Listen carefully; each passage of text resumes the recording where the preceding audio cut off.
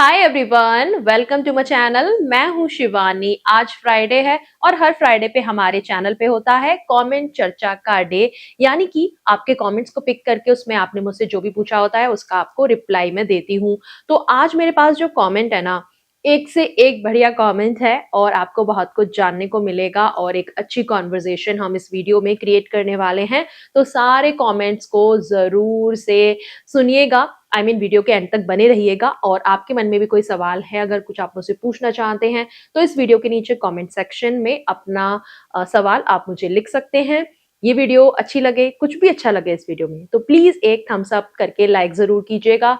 Share कर सकते हैं आप इस वीडियो को और सब्सक्राइब कर लीजिए मेरे चैनल को। अगर अभी तक करना भूल गए हैं या पहली बार हैं तो सब्सक्राइब भी जरूर से कर लीजिए। आइए अब शुरू करते हैं आज का वीडियो। फर्स्ट कमेंट है, मैं राजस्थान से हूँ। हमारे इधर सगाई घर वाले करते हैं। लड़की और लड़का शादी के बाद ही पहली बार मिलते हैं, ना बात ना मिलना। तो मेरा क्वेश्चन ये है कि आज के टाइम में सोशल मीडिया पर बात करना सही है या शादी के बाद ही करें। डेफिनेटली अगर आपको एक माध्यम मिल रहा है सोशल मीडिया का, तो उसे जरूर से यूज कीजिए। व्हाट्सएप पे भी आजकल बहुत लोग होते हैं, तो अगर आपकी होने वाली जो वाइफ है, अगर वो व्हाट्सएप पे है तो आप वहां भी बात कर सकते हैं। कॉल पे आप कभी कभी बात कर सकते हैं। ऐसा तो बिल्कुल ही नहीं होगा ना कि बिल्कुल ही बात करनी नहीं है, कॉल पे भी नहीं करनी। सो जो भी माध्यम आपको मिले, आप डेफिनेटली उनसे बात कीजिए, उनको जानने की समझने की कोशिश कीजिए। और मैंने एक दो वीडियो बनाई हुई है इस चीज के ऊपर कि शादी से पहले आप अपने पार्टनर से क्या क्या पूछ सकते हैं, जिससे कि आपके आने वाली लाइफ के बारे में थोड़ी सी कंफ्यूजन ना रहे, क्लैरिटी आए। सो एक मेरी वीडियो है कि लड़की से क्या क्या सवाल पूछने चाहिए। सो वो वीडियो आप देख सकते हैं, उसका लिंक मैं आपको यहाँ पे दे दूंगी। और एक और मेरी वीडियो है जिसमें मैंने बात की हुई है कि अगर आप एक कॉन्वर्जेशन में अगर रहते हो अपने पार्टनर के साथ या अपनी गर्लफ्रेंड के साथ, और एक टाइम बाद जाके ऐसा हो जाता है ना कि अब क्या बोलें, एक वो साइलेंस आ जाता है। तो वो साइलेंस ना रहे, कुछ ना कुछ आपको टॉपिक मिलता रहे बात करने का। तो उन टॉपिक्स पे भी मैंने वीडियो बनाई हुई है कि क्या क्या टॉपिक हो सकते हैं बात करने के। सो आपकी बहुत ज्यादा हेल्प की है मैंने अपने वीडियोस के थ्रू। तो आप जाके उन वीडियोस को देखिए। उस वीडियो का लिंक भी मैं यहाँ पे आई बटन पे आपको दे दूंगी। नेक्स्ट कमेंट पे आते हैं। I am 19 and I am virgin, why I always think about sex. Ma'am, क्या मुझ में कोई दिक्कत है? नहीं, आप में कोई दिक्कत नहीं है। आप कंप्लीटली नॉर्मल हो। और इस एज में हमारी बॉडी में बहुत सारे चेंजेस चल रहे होते हैं, हार्मोनल चेंजेस चल रहे होते हैं। तो उसके चलते सेक्स के बारे में ख्याल आना या फिर इस तरफ क्यूरियोसिटी होना, मन में एक क्यूरियोसिटी होती है ना कि इसके बारे में जानूं, उसके बारे में जानूं। सो ये वाली चीजें भी रहती हैं। सो दोनों ही चीजें कंप्लीटली नॉर्मल है। अगर आपके मन में क्यूरियोसिटी आती है, सवाल पैदा हो रहे हैं आपके अंदर, तो आप एक अच्छा बेटर सेक्स एजुकेशन लीजिए। सही तरीके का आप कंटेंट देखिए जहां से आपको अच्छी नॉलेज मिले। कभी भी फूहड़ तरीके से आपको नॉलेज नहीं लेनी है, या जो गलत इंफॉर्मेशन मिल रही है वो नहीं लेनी है। सो सही जानकारी होना जरूरी है।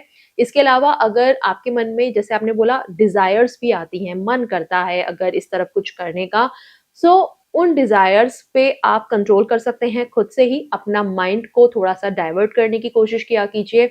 आपका भी जो भी लाइन है, लाइक आपकी स्टडी है अगर, या कुछ कभी कई बार होता है ना कि इस एज में हम इंटर्नशिप वगैरह कर रहे होते हैं। सो जो भी आपका मेन करियर वाइज है, वहां पे आप थोड़ा सा फोकस करने की कोशिश किया करो। हॉबीज पे अपने आप फोकस कर सकते हो। सो इस तरीके से थोड़ा माइंड को डाइवर्ट कीजिए। आप किसी फ्रेंड से या घर वाले से, कोई भी ट्रस्टेड पर्सन से भी थोड़ा इस बारे में बात कर सकते हैं, या नॉर्मली कोई और टॉपिक पे बात कर सकते हैं जिससे आपका माइंड डाइवर्ट हो जाए। एंड और कोई भी सवाल है आपके मन में, कोई और क्यूरियोसिटी आती है, तो डेफिनेटली आप मेरे चैनल पे आके मुझसे पूछ सकते हैं। नेक्स्ट कमेंट पे आते हैं। Hello Shivani madam, kindly reply these queries. First, if a man is loyal, caring, emotionally available, and protective towards his wife, but could not satisfy her sexually, can the wife leave or give divorce to him? ये तो depend करेगा कि wife की क्या preference है।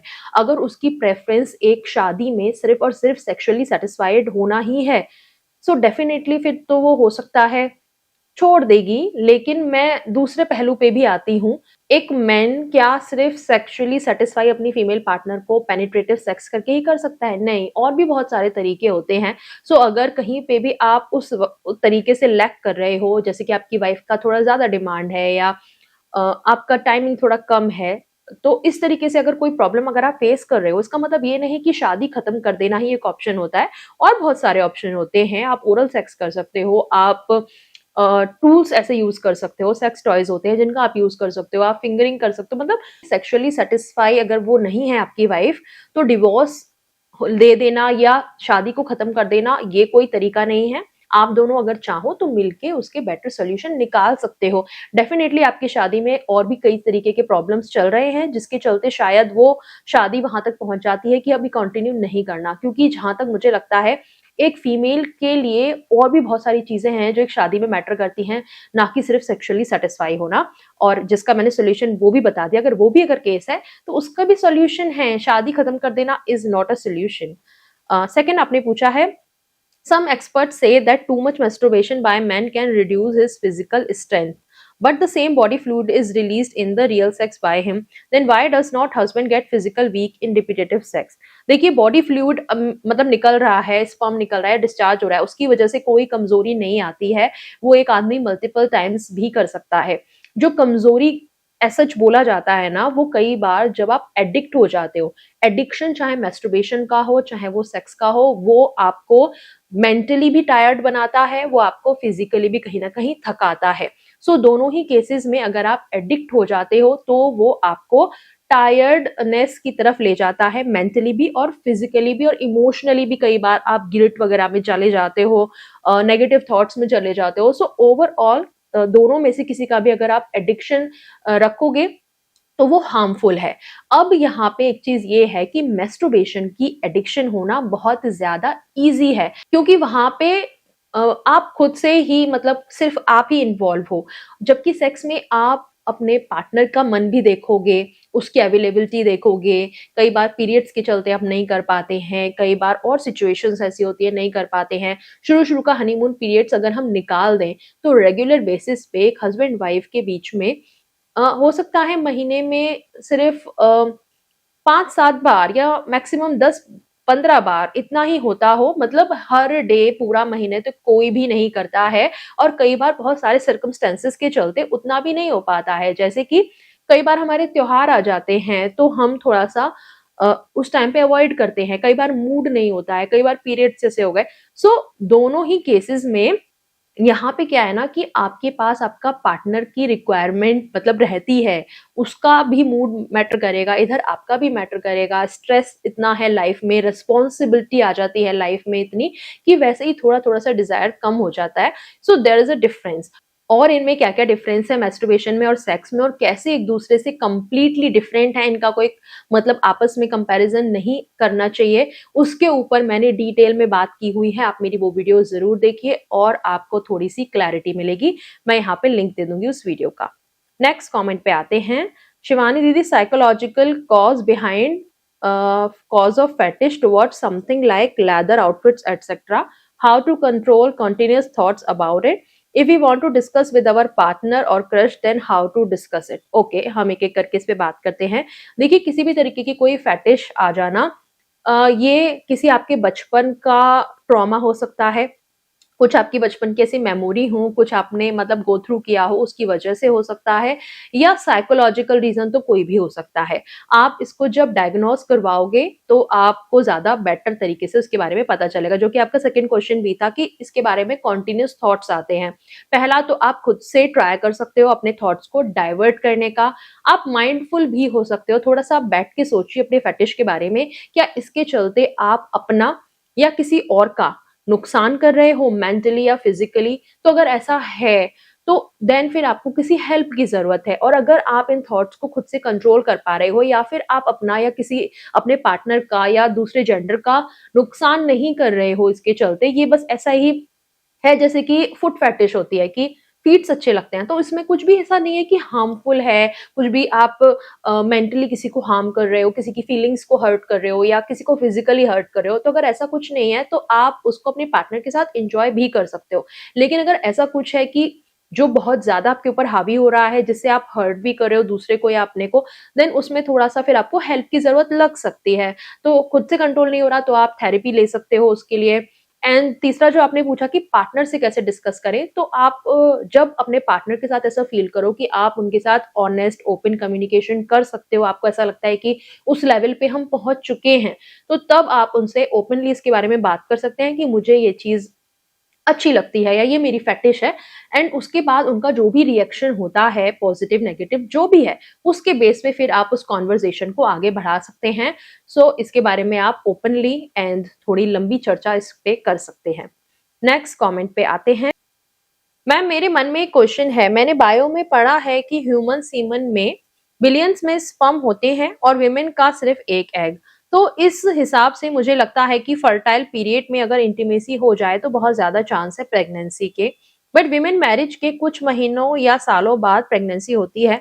क्या सभी couples copper T या कॉन्डोम जैसे कॉन्ट्रासेप्शन मेथड्स यूज करते हैं, या कोई नेचुरल प्रोसेस है जिसमें प्रेगनेंसी डिले किया जा सकता है? मैं दोनों का आंसर आपको देती हूँ। पहला तो आपने जो पूछा कि आ, हाँ, जो आपने बोला कि मिलियंस में स्पर्म होते हैं और एग एक ही होता है, फर्टाइल पीरियड में ज्यादा चांसेस होते हैं। कुछ केसेस में जो एग्स हैं उनकी क्वालिटी अच्छी नहीं होती है। कुछ केसेस में जो स्पर्म है उसकी क्वालिटी इतनी अच्छी नहीं होती है। मतलब क्वालिटी और क्वांटिटी दोनों मैटर करती है। मतलब क्वांटिटी पूरी है लेकिन जो स्पर्म बन रहे हैं वो उतने मोटिलिटी के नहीं है, उनकी स्पीड कम है, या वो वहां तक पहुंच ही नहीं पा रहे हैं एग तक। तो ऐसे केसेस भी हो जाते हैं। सो हो सकता है उसके चलते उनको मल्टीपल ट्रायल्स लगे या मेडिकल हेल्प लगे। दूसरा जो आपने पूछा कि कॉन्ट्रासेप्शन मेथड के बारे में, तो देखो कॉपर टी जो है वो न्यू कपल को तो वैसे भी नहीं लगाई जाती, कम से कम एक डिलीवरी हो जाती है उसके बाद में लगाई जाती है। और हाँ, बहुत सारे कपल्स इसे यूज करते हैं। कॉन्डोम एक ऐसा मेथड है जिसको तो बहुत ज्यादा मतलब बहुत ज्यादा लोग यूज करते हैं। तो ये एक बहुत मतलब ऐसा मेथड है कि इजीली अवेलेबल है, इजी टू यूज है, तो उसको तो बहुत ज्यादा यूज किया ही जाता है। और कुछ नेचुरल तरीके हाँ हैं, लेकिन उनमें रिस्क भी उतना ही ज्यादा है। जैसे कि एक पुल आउट मेथड होता है कि मतलब आपने डिस्चार्ज अंदर किया ही नहीं, बाहर कर दो आप। और डेज की कैलकुलेशन का एक मेथड होता है। तो बहुत सारे मेथड हैं और इस पे मेरी अलग से वीडियो भी है, 10 मेथड जिसपे मैंने बताए हैं 10 कॉन्ट्रासेप्टिव मेथड। उस वीडियो को आप देख लीजिएगा, मैं यहाँ पे लिंक दूंगी ताकि आपको और अच्छे से इसके बारे में जानकारी मिल जाए। नेक्स्ट कमेंट पे आते हैं। दी, मेरा नेक्स्ट क्वेश्चन ये है कि वाइफ के पीरियड टाइम में उनकी कैसे केयर करें और उनकी कैसे हेल्प करें? देखिए, सबसे पहला तो आप उनके एक हेल्पिंग हैंड बन सकते हैं कि उनको किसी चीज की जरूरत है, घर का काम हो या बाहर से कुछ लाना हो या कुछ भी ऐसा कुछ उनकी डिमांड हो, तो वो आप उनकी ऐसे हेल्प कर सकते हैं। दूसरा, आप थोड़े से अंडरस्टैंडिंग बन सकते हैं। कई बार मैंने देखा है कि लड़के जो हैं उनके अंदर बिल्कुल भी अंडरस्टैंडिंग ही नहीं होती, कोई एम्पैथी ही नहीं होती कि अरे यार हर महीने तो आते हैं, सबको ही तो आते हैं, तुम थोड़ी स्पेशल थोड़ी हो।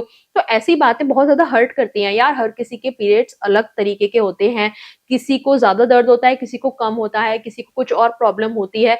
सो आपको इतना इंसेंसिटिव नहीं बनना है। तो पहली बात तो अंडरस्टैंडिंग बनिए, और थोड़ी सी उनकी अगर आप केयर दिखा दोगे, थोड़ा सा उनका हालचाल पूछ लोगे, तो उसमें भी उनको कई बार अच्छा लगता है। और कई बार आप एक पीसफुल माहौल उनके अराउंड अगर क्रिएट कर दोगे तो वो बहुत अच्छा लगता है। कई बार ऐसा होता है कि आपको ऐसा लग रहा है कि आप बहुत केयर कर रहे हो लेकिन आप बार बार उनको पोक कर रहे होते हो, तो वो भी इरिटेटिंग लगता है। क्योंकि पीरियड्स में मूड स्विंग्स बहुत जल्दी होते हैं और हमें छोटी छोटी बातों पे कई बार गुस्सा भी आ जाता है। और अगर आपकी पार्टनर आप पे झल्ला दे, चिल्ला दे, तो आपको थोड़ा सा काम रह के सिचुएशन को हैंडल करनी है। तो इस तरीके से भी आप उनके हेल्पिंग हैंड बन सकते हैं कि उनके मूड स्विंग्स में उनकी हेल्प करें।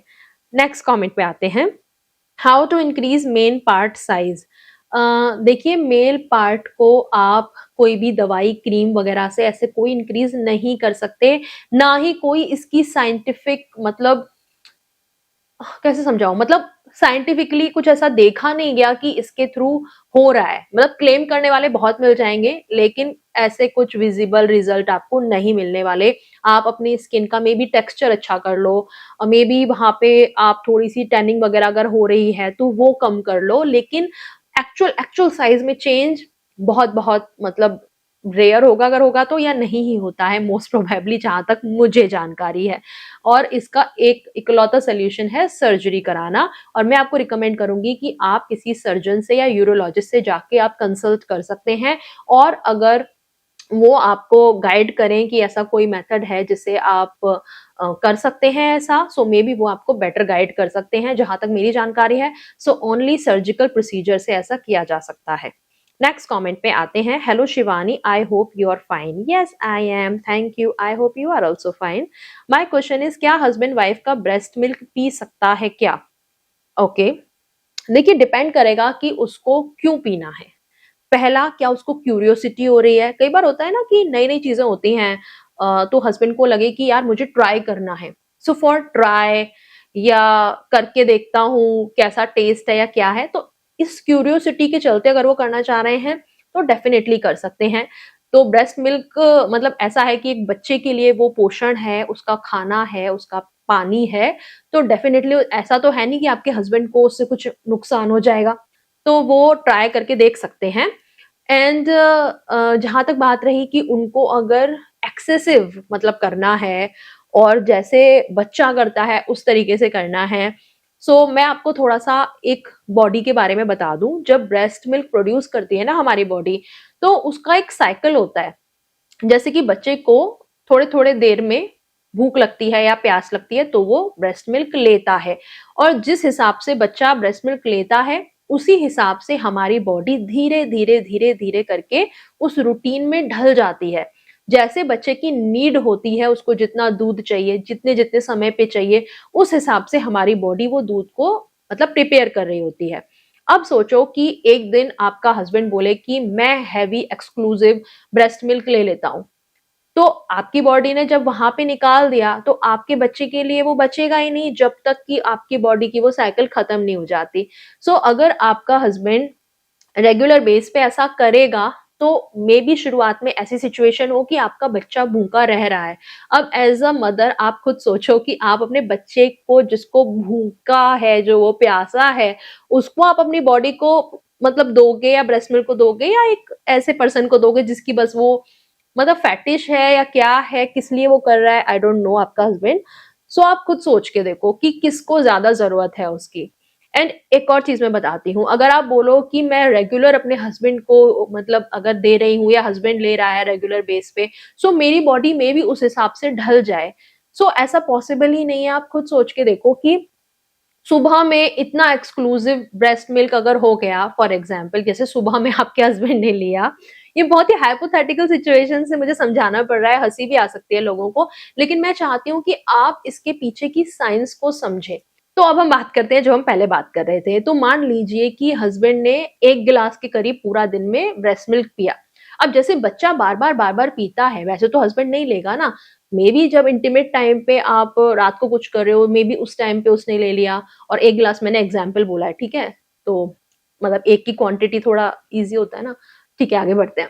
उस टाइम पे उसने ले लिया, लेकिन आपकी बॉडी में ऐसा नहीं होगा कि वो रात के टाइम ही बनाए।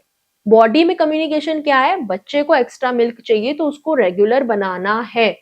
अब ऐसे में क्या होता है ना, और ऐसा भी नहीं होगा कि हस्बैंड हर रोज ले रहा है, कभी तो ऐसा होगा कि हस्बैंड ना भी ले, भाई आप उसकी कोई मतलब, बोलने में अजीब लगेगा, मतलब आप कोई गाय भैंस हो क्या उसकी कि वो आपका मिल्क पी रहा है, ना कि मतलब वो ठीक है, आगे चलते हैं। सो आपकी बॉडी का और आपका और आपके बच्चे का एक जो कम्युनिकेशन होता है ना ब्रेस्ट मिल्क की साइकिल का, कि कब बनाना है, कितना बनाना है, किस रूटीन में बनाना है, आपका हस्बैंड अगर एक्सक्लूसिव ब्रेस्ट मिल्क लेगा तो वो कम्युनिकेशन बिगड़ जाएगा, वो मिसकम्युनिकेशन हो जाएगा।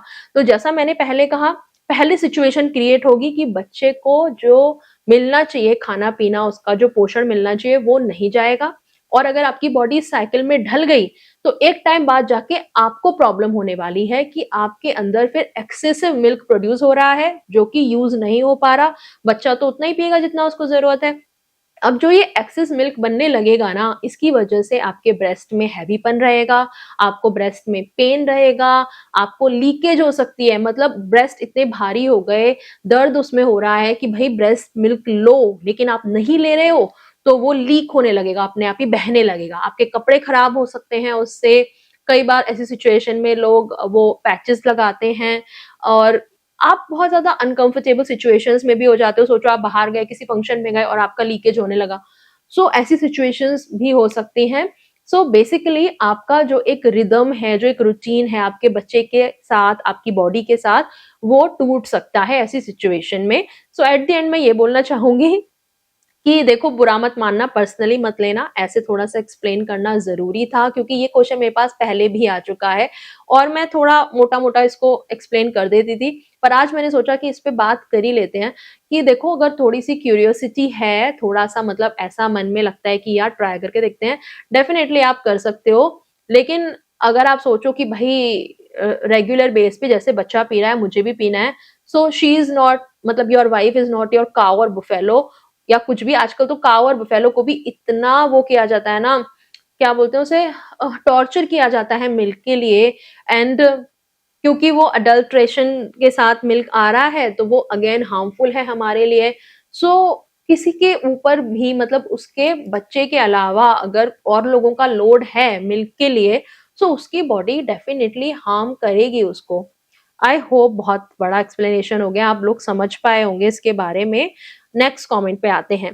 दी please pick my comment, I really need help, I started masturbation from when I was 7 और 8 years old, will this decrease my fertility. Masturbation करने से फर्टिलिटी के ऊपर कोई असर नहीं पड़ता।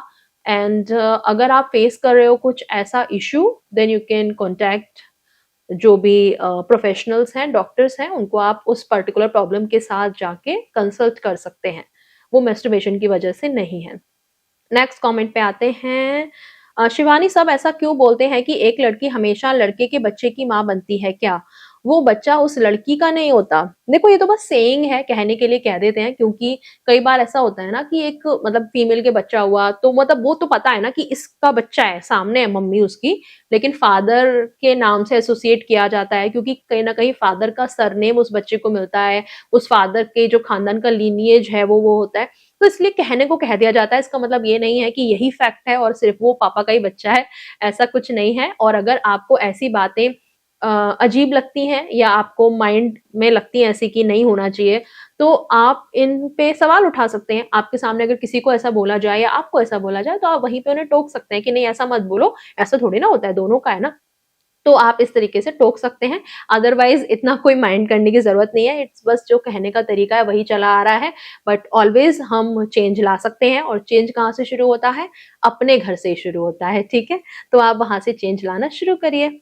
नेक्स्ट कमेंट पे आते हैं। नेक्स्ट कमेंट तो और कोई भी नहीं है, यही थे सारे कमेंट जो मैंने आज की वीडियो के लिए पिक करे थे। आई होप आपको मेरे रिप्लाईज अच्छे लगे हों।